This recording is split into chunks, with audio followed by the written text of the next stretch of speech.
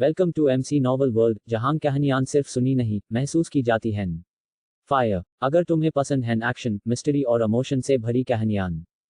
प्रीति ने पिछली रात फ्रिज में चॉकलेट का आखिरी बैग अनजाने में खा लिया था। लगभग 1 घंटे तक खड़े रहकर अपनी छाती के ऊपर मेज पर हाथ रखकर एक जटिल समस्या को हल करने की थकान अब भी उसके हाथों में थी।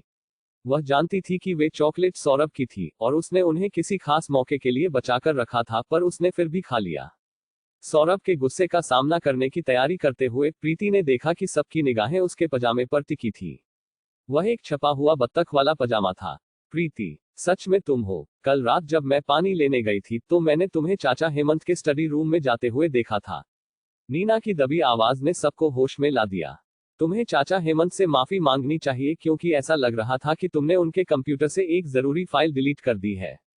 मुझे पता है तुम यहाँ नहीं हो, पर तुम्हें महत्वपूर्ण चीजों को नहीं छूना चाहिए। प्रीति, देखो तुमने क्या कर दिया। सौरभ फुसफुसाया। पिताजी, इसे पूरे 1 साल के लिए सजा मिलनी चाहिए। इसे दिन में केवल 3 बार खाने की अनुमति मिलनी चाहिए। कोई स्नैक्स नहीं। चंदन और अदिति की चिंता लगातार बढ़ती जा रही थी, क्योंकि वे जानते थे कि अगर प्रीति ने हेमंत के काम को बिगाड़ा है तो उन्हें उसे अनुशासित करना होगा।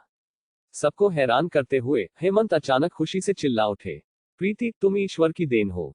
हेमंत उसकी तरफ लपके और खुशी से उसे उठाने की कोशिश की। हालांकि प्रीति बहुत भारी और बड़ी थी, इसलिए वह घुटनों पर गिर गए। सबने एक दूसरे को देखा। प्रीति ने पलकें झपकाई, सिर को एक तरफ झुकाते हुए पूछा, चाचा हेमंत, आप ठीक है? क्या उन्होंने अभी अभी उसे एक बच्चे की तरह उठाने की कोशिश की? यहां तक कि जयश्री ने भी शिकायत की थी जब प्रीति को 3 साल की उम्र में महजों की रात को घंटों उसकी गोद में बैठना पड़ा था। हाँ, मैं ठीक हूँ। हेमंत ने गर्व से मुस्कुराया, हालांकि उन्हें लगा कि उनकी कलाई में हल्का मोच आ गया है। वह इतने खुश थे कि उन्हें लगा कि वह उसे एक बच्चे की तरह उठा सकते हैं। हेमंत, चंदन ने आवाज दी, क्योंकि हेमंत नाराज होने के बजाय बहुत खुश दिख रहे थे। क्या हो रहा है? इस बार हेमंत खुशी से फूले नहीं समाये। उसने कर दिखाया। चंदन, क्या कर दिखाया? प्रीति ने वह समस्या हल कर दी जिसमें हम सब महीनों से अटके हुए थे। हेमंत ने उत्साह से घोषणा की। उनकी आवाज डाइनिंग रूम में लगभग गूंज रही थी। उनके होंठ कान से कान तक फैले हुए थे। प्रीति को चमकती आंखों से देख रहे थे, जैसे उन्हें लगभग यकीन हो गया हो कि अगर उसने कंपनी में रुचि दिखाई तो वह जल्दी रिटायर हो सकते हैं। तुम एक जीनियस हो प्रीति, हेमंत चिल्लाए। क्या तुमने सच में यह किया? क्या तुम्हें यकीन है? चंदन ने आश्चर्य से हाँफते हुए पूछा, क्योंकि सबकी शक्लें धीरे धीरे बदल रही थी। अर्णव और हर्ष उत्सुक थे, जबकि अदिति को राहत मिली। दूसरी ओर सौरभ पूरी तरह भ्रमित था, जबकि नीना की चालाक मुस्कान धीरे धीरे टूटने लगी। उसने क्या किया? चंदन तुरंत उम्मीद भरी नजरों से उसके सामने बैठ गए। प्रीति, तुम बहुत समझदार हो। तुम्हें कैसे पता चला कि हमारी कंपनी में समस्याएं चल रही हैं? चाचा हेमंत, क्या प्रीति ने सच में कंपनी की कोई समस्या हल कर दी है? अर्णव खुद को पूछने से नहीं रोक पाया। उसने सुना था कि हेमंत और यहां तक कि उसके पिताजी भी महीनों से इस समस्या में अटके हुए थे। एक 13 साल की बच्ची उस समस्या को कैसे हल कर सकती है जिसे बड़े नहीं कर पाए? यह अद्भुत है, हर्ष ने धीरे से कहा, लेकिन सौरभ का चेहरा खट्टा हो गया। सच में? सौरभ को संदेह हुआ। जरूर कोई गलतफहमी हुई होगी। वह ऐसा कैसे कर सकती है? नीना ने अपने होंठ काटे और प्रीति और हेमंत के बीच अपनी आंखें घुमाई। चाचा हेमंत, अगर आप उसकी मदद करने की कोशिश कर रहे हैं क्योंकि आप जानते हैं कि प्रीति मुसीबत में पड़ जाएगी, तो मुझे यकीन है कि पिताजी ऐसा नहीं करेंगे। नीना तब सिहर उठी जब सबसे अप्रत्याशित व्यक्ति ने उसे डांटा। तुम क्या बकवास कह रही हो नीना? अर्णव ने नाराजगी से देखते हुए माथे पर बल डाला। क्या तुम चाचा हेमंत को इतना उथला समझती हो? हालांकि मुझे अब भी लगता है कि कोई गलतफहमी है, पर चाचा हेमंत प्रीति को बचाने के लिए हमसे झूठ नहीं बोलेंगे। अर्णव अपने माता पिता और यहां तक कि अपने चाचा हेमंत को भी बहुत सम्मान की दृष्टि से देखता था। अर्णव, बस करो। चंदन खुश नहीं थे। नीना का मतलब केवल अच्छा था। मुझे पता है, लेकिन वह हमेशा से यहाँ है। उसे पता होना चाहिए कि अपने शब्दों का इस्तेमाल सावधानी से कैसे करना है। सौरभ ने अपने होंठ सिकोड़े पर नीना का बचाव नहीं किया। आखिरकार उनके चाचा हेमंत अपनी कार्य निष्ठा के लिए जाने जाते थे, और एक व्यक्ति के रूप में भी हेमंत प्रशंसा और सम्मान के योग्य थे। नीना जो कहने की कोशिश कर रही थी, वह बच्चों की अपने चाचा की छवि के बिल्कुल विपरीत था। उन्हें यह पसंद नहीं आया। यह मानहानि जैसा लगा। नीना ने अपना सिर नीचे झुका लिया, उसके कान झुक गए। उसकी आंखों में दुख धीरे धीरे द्वेष से चमकने लगा। यह पहली बार था जब अर्णव ने उसे बिना कोमलता के डांटा था, और सौरभ ने भी हमेशा की तरह उसका बचाव नहीं किया था। ऊपर झांककर उसने देखा कि सब अपना ध्यान प्रीति पर केंद्रित कर रहे थे। हालांकि वह अपने भाइयों के विचारों को नहीं बता सकती थी, पर उनकी अभिव्यक्ति कम विमुख थी। यहाँ कोई गलतफहमी नहीं है, हेमंत ने दृढ़ता से स्पष्ट किया। प्रीति एक जीनियस है, वह प्रतिभाशाली है। मैं इस समस्या को कभी गलत नहीं मान सकता क्योंकि मैं पिछले कई महीनों से इसका सामना कर रहा हूँ। चंदन, अदिति और हेमंत ने गर्व और खुशी से प्रीति को देखा। ऐसा लग रहा था जैसे वे अपनी इकलौती बेटी को देख रहे हों। हेमंत के दृढ़ लहजे के कारण भाइयों ने कुछ नहीं कहा। नीना खुद को अपनी गोद में हाथ बांधने से नहीं रोक पाई क्योंकि उसके दिल में ईर्ष्या का बीज जोरों से बढ़ने लगा। यह सब चल रहा था, वहीं प्रीति को बस इस बात से राहत मिली थी कि यह चॉकलेट के बारे में नहीं था। अब दबाव वाले मामले पर आते हैं। प्रीति ने मुस्कुराते हुए हेमंत और गर्वित चंदन को देखा और वह मना करने ही वाली थी कि चंदन बोल पड़े। प्रीति, मुझे पता है कि तुम बहुत समझदार हो और तुमने बस हमें बहुत समय और संसाधन बचाए हैं। हेमंत ने सिर हिलाया। जब मैं जागा और फाइल देखी तो मैं दंग रह गया। मुझे विश्वास नहीं हो रहा। नहीं, वह नहीं था। तुम क्या खाना चाहती हो? हम। चंदन ने जोर दिया। मैं तुम्हें वह सब दूंगा जो तुम चाहती हो। नहीं, मैं अपने एक अच्छे दोस्त को आमंत्रित करूंगा जो एक शेफ है। हेमंत ने सुझाव दिया। वह उससे कह सकती है कि वह उसके लिए कुछ भी बनाए जो वह चाहती है। यह सुनकर प्रीति के मुंह में पानी आने लगा। वह पहले से ही उन व्यंजनों की एक विस्तृत श्रृंखला के बारे में सोच सकती थी जिन्हें वह आजमाना चाहती थी। अहम। अदिति ने जोर से गला साफ किया, जिससे उसके पति और हेमंत हकीकत में लौट आए। उसे इन दोनों को इतने उत्साहित हुए काफी समय हो गया था। मुझे यकीन है कि आप दोनों उत्साहित हैं, पर प्रीति अभी अभी उठी है। प्यारी प्रीति, क्या तुम्हें भूख लगी है? हे भगवान, मुझे लगा था कि उस शेफ के आने से पहले मैं भूखी मर जाऊंगी।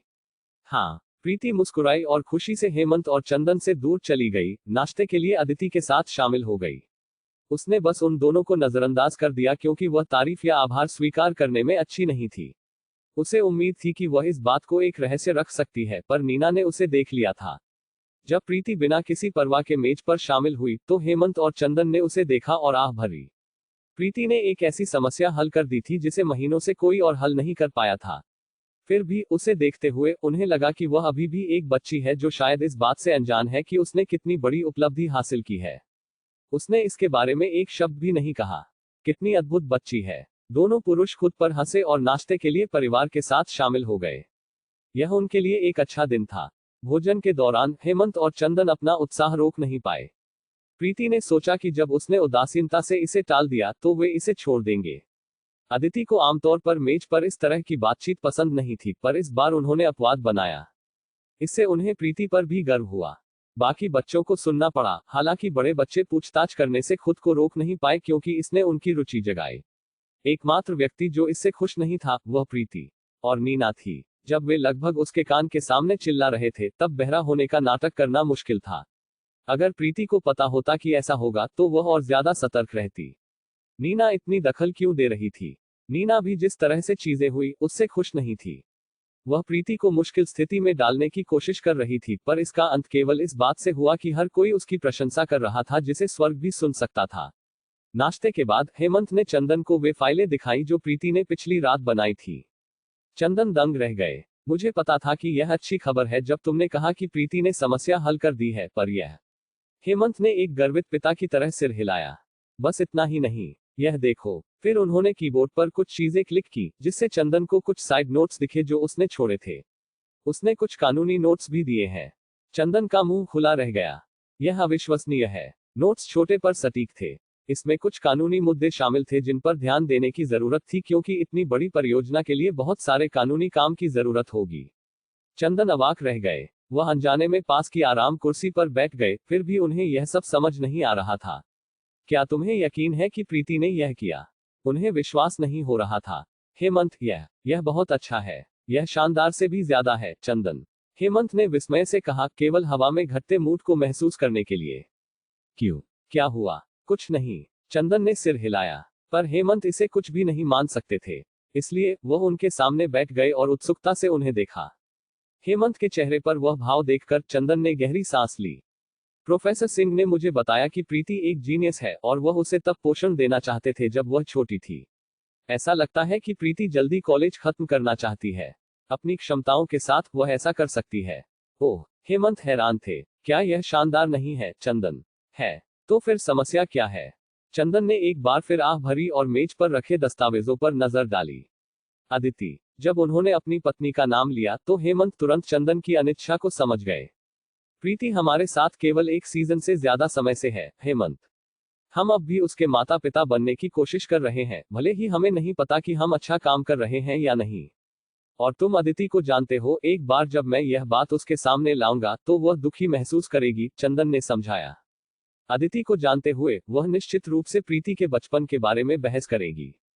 प्रीति जैसी जीनियस के लिए जल्दी स्नातक होना शानदार होगा। हालांकि अदिति हमेशा चाहती थी कि उनके बच्चों का एक अच्छा बचपन हो।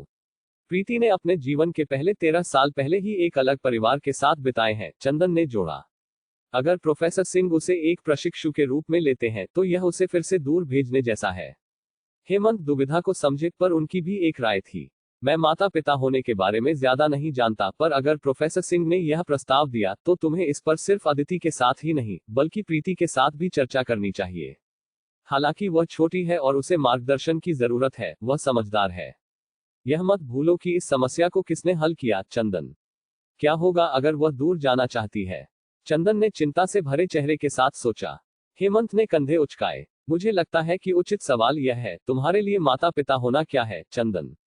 इस बीच बगीचे में नीना फूलों की क्यारी के सामने बैठी थी। मैं उससे नफरत करती हूँ, उसने बड़बड़ाया, अपने बढ़ते गुस्से को शांत करने के लिए एक निर्दोष फूल को तोड़ रही थी। जब से उन्हें पता चला कि वह उनके माता पिता की बेटी नहीं है, तब से जो माता पिता उसे लाड़ प्यार करते थे उन्होंने उसमें रुचि खो दी थी। तब वे उसकी हर इच्छा सुनते थे और अगर उसे किसी चीज की जरूरत होती थी तो वे सब कुछ छोड़ देते थे। उसके भाई भी उसकी हर बात मानने के लिए तैयार रहते थे। पर अब यहाँ तक कि नौकर भी प्रीति की देखभाल में लगे हुए थे। नीना को उस दिन से लाड़ प्यार किया गया था जब उसने पहली सांस ली थी, पर फिर अचानक सब कुछ बदल गया। उसका शांतिपूर्ण और आसान जीवन धीरे धीरे बदल गया। जब हेमंत ने प्रीति को पाया तो उनके माता पिता केवल अपनी बेटी के बारे में सोच सकते थे। अगर हेमंत उन्हें ज्यादा भावुक होने के कारण चीजों को जटिल होने से रोकने के लिए प्रीति के पास जाने से नहीं रोकते तो वे प्रीति के पास चले गए होते। जब उसने सुना कि प्रीति घर नहीं आना चाहती तो नीना ने सोचा कि बात खत्म हो गई। पर फिर प्रीति ने अचानक अपना मन बदल लिया। छोटी लड़की ने सोचा प्रीति ने बस भाव खाने का नाटक किया ताकि वह अपनी शर्तें तय कर सके। वह मुझसे सब कुछ छीन रही है। उसकी आंखें नम हो गईं, यह सोचकर कि अर्नब ने उसे कैसे डांटा और सौरभ ने भी उसका बचाव नहीं किया। उसके दिल में एक बढ़ता डर था जो उसे बता रहा था कि यह केवल समय की बात है, इससे पहले कि प्रीति उससे सब कुछ छीन ले, उसके माता पिता, उसके भाई, बेदी की इकलौती बेटी होने का खिताब और उसका जीवन। कुमारी नीना। अचानक नीना ने बटलर जनार्दन की कोमल आवाज सुनी। जब उसने ऊपर उनकी ओर देखा तो उसकी आंखें भर आई। बटलर जनार्दन का चेहरा मुस्कुराते हुए नर्म पड़ गया। कुमारी नीना, मैंने आपके लिए आपकी पसंदीदा पुडिंग तैयार की है। उसकी पसंदीदा पुडिंग। मैंने देखा कि आप हाल ही में थोड़ी उदास थी, इसलिए मैंने सोचा कि यह आपको खुश कर सकती है, बटलर जनार्दन ने समझाया, जिससे नीना लगभग रो पड़ी। परिवार में किसी ने भी उसके उदास मूड को बटलर जनार्दन के अलावा नोटिस नहीं किया था। हालांकि वह अदिति को घर संभालने में मदद करने में व्यस्त थे, पर उन्होंने हमेशा उस पर विशेष ध्यान दिया। दूसरे छोटे मालिक हर्ष भी अपनी ट्रेनिंग से आराम कर रहे हैं, बटलर जनार्दन ने कहा। मैंने उनसे पूछा कि क्या वह आपके साथ शामिल होना चाहते हैं और उन्होंने हाँ कहा। मेरा भाई। नीना की आंखें चमक उठी। उसने अपनी आंखें पोंछी और तेजी से उठ गई। अर्नब अब भी उससे नाराज हो सकता है और सौरभ गर्म और ठंडा मिजाज का है, पर हर्ष हमेशा उसके प्रति दयालु रहा है। यह कहकर बटलर जनार्दन ने नीना को बगीचे के दूसरे हिस्से में मदद की। पर जब वे पहुंचे तो वे रुक गए जब उन्होंने हर्ष और प्रीति को बात करते देखा। प्रीति चंचल बिल्ली को गले लगा रही थी जबकि हर्ष की हथेली खुली हुई थी और उस पर एक मेढक था। नीना का उत्साह तुरंत गायब हो गया, जिसकी जगह कड़वाहट ने ले ली। यह देखने के लिए ऊपर देखते हुए कि क्या बटलर जनार्दन ने उसकी नाराजगी पर ध्यान दिया, उसने बस बटलर जनार्दन को दोनों पर मुस्कुराते हुए देखा। उसकी प्रारंभिक निराशाएं उसके दिल में उठी, जो एक द्वेषपूर्ण ईर्ष्या में बदल गई। उसने प्रीति को घूर कर देखा। आज नीना ने खुद से वादा किया कि वह प्रीति को घर से बाहर निकालने के लिए सब कुछ करेगी, इससे पहले कि वह उससे सब कुछ छीन ले।